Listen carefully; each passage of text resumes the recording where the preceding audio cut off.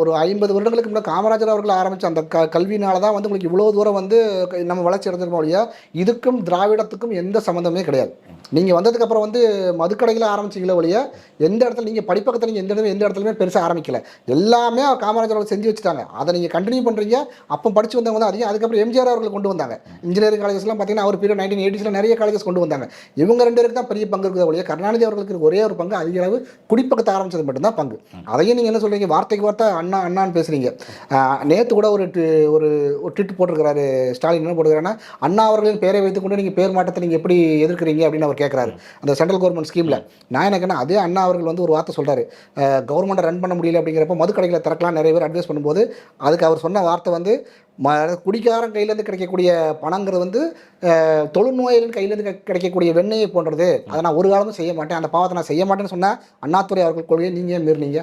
இன்னைய வரைக்கும் நீங்கள் எதுக்கு எடுத்தாலும் அண்ணா பேசுகிறீங்களா, அவர் பேசுனீங்கன்னா பேசினபடி நடக்கணும்.